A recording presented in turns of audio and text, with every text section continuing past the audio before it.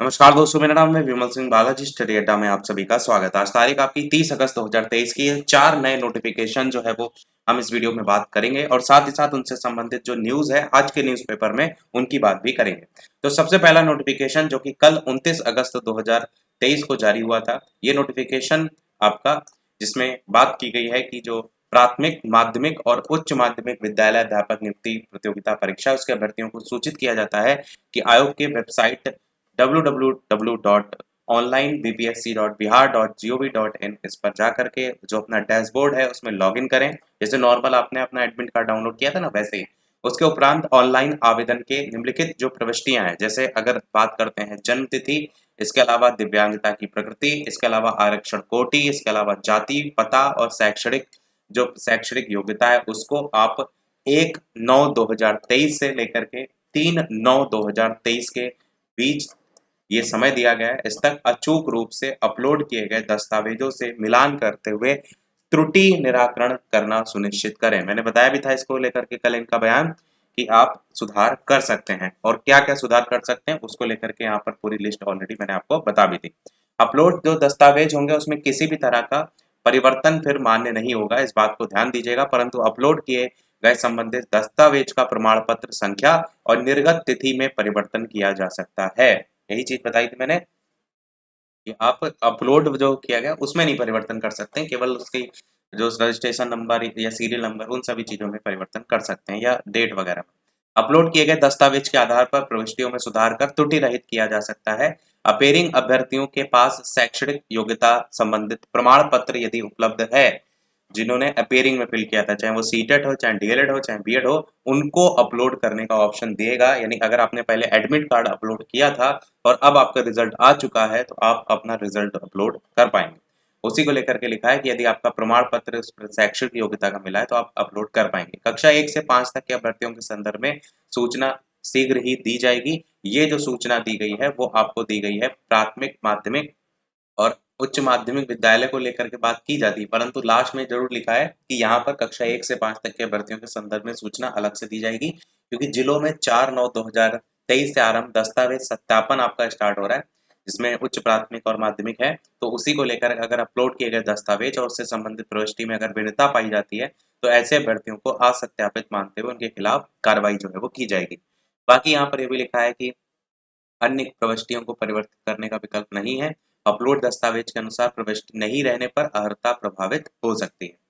अब ये हो गया पहला नोटिफिकेशन। दूसरा नोटिफिकेशन जो है वो आपका 28/8/2023 को जारी हुआ था। इसमें बात किया गया है विद्यालय अध्यापक नियुक्ति प्रतियोगिता परीक्षा के कक्षा 9 और 10 माध्यमिक और 11-12 उच्च माध्यमिक के अभ्यर्थियों की दिव्यांगता जो प्रमाण पत्र जांच है उसको करने के संदर्भ में इसमें बात की गई है कि 1/9/2023 से 8/9/2023 तक जिला स्तर पर गठित जो मेडिकल बोर्ड है उसके द्वारा अभ्यर्थियों द्वारा समर्पित दिव्यांग प्रमाण पत्र के आधार पर दिव्यांगता की जांच कराया जाना है। यदि विशेष कारणों से दिव्यांगता की जांच जिला स्तर पर गठित मेडिकल बोर्ड से संभव नहीं हो पा रही तो ऐसे स्थिति में ऐसे जो दिव्यांग अभ्यर्थी हैं उनको आईजीआईएमएस या पीएमसीएच में अग्रसारित जो है फॉरवर्ड किया जाएगा। राज्य के बाहर के अभ्यर्थियों का दिव्यांगता प्रमाण पत्र की जांच पटना के जो है इनमें जो है वो कराया जाएगा। आईजीआईएमएस क्या होता है? आईजीएमआईएस होता है Indira Gandhi institute of medical science. और पीएमसीएच क्या होता है? पीएमसीएच होता है आपका पटना मेडिकल कॉलेज।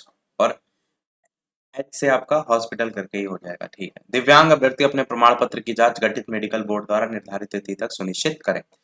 तीसरे नोटिफिकेशन की अब बात करते हैं जो कि कल 29 अगस्त 2023 को ही जारी हुआ। यहाँ पर आपका क्या किया गया है, जो अवकाश हैं, जो शिक्षक ऑलरेडी कार्यरत हैं उनके अवकाश में कटौती की गई है और बाकी बहुत से त्योहार हैं जिनको हटा दिया गया है। इसका बहुत ज्यादा विरोध भी देखने को मिल रहा है। और यहाँ पर रक्षाबंधन जो आपका आज और कल है उसकी छुट्टी को भी नहीं रखा गया है। ये सब छुट्टियां रखी गई हैं केवल, जिसमें आप चहलुम, अनंत चतुर्दशी, महात्मा गांधी जयंती, दुर्गा पूजा, दीपावली, भैया दूज, छठ पूजा, क्रिसमस डे, यही मात्र छुट्टी देख पा रहे हैं।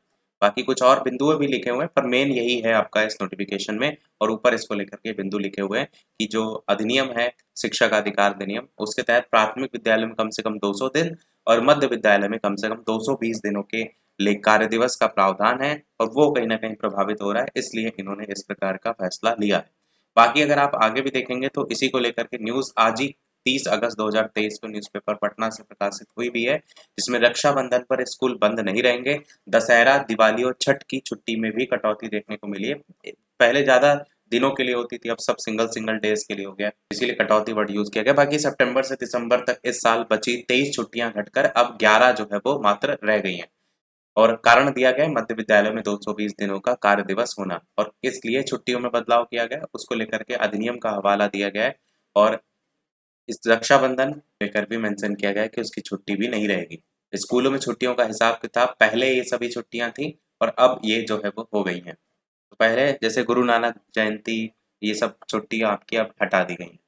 अगली अपडेट आपकी चौथा नोटिफिकेशन जो है वो है एस्टेट बिहार विद्यालय परीक्षा समिति पटना से माध्यमिक शिक्षक पात्रता परीक्षा एस्टेट को लेकर, जिसमें 2023 का प्रवेश पत्र निर्गत करने और परीक्षा संबंधी आवश्यक सूचना के संदर्भ में यहाँ पर ये बताया गया कि एस्टेट में सम्मिलित होने वाले जो अभ्यर्थी हैं, संबंधित जिला पदाधिकारी, संबंधित जिला शिक्षा पदाधिकारी और सभी जो संबंधित हैं उनको सूचित किया जाता है कि माध्यमिक शिक्षक पात्रता परीक्षा एस्टेट 2023 4/9/2023 से 15/9/2023 तक निर्धारित परीक्षा केंद्रों पर 2 पालियों में जो है वो आपकी सीबीटी मोड में कराई जाएगी।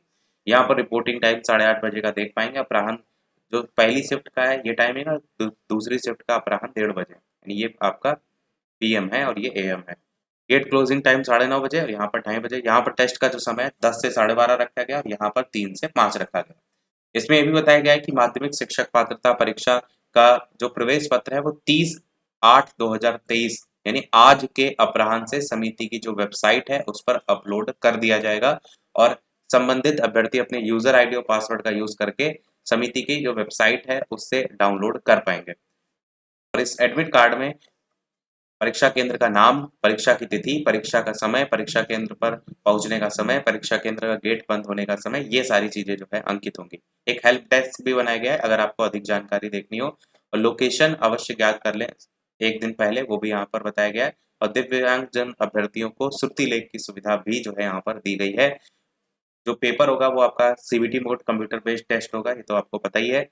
और इसके लिए एक प्रवेश पत्र पर यूआरएल लिंक अंकित है, उससे आप ऑनलाइन जा करके अभ्यास भी कर सकते हैं। ये चीज अच्छी यहाँ पर दी गई है।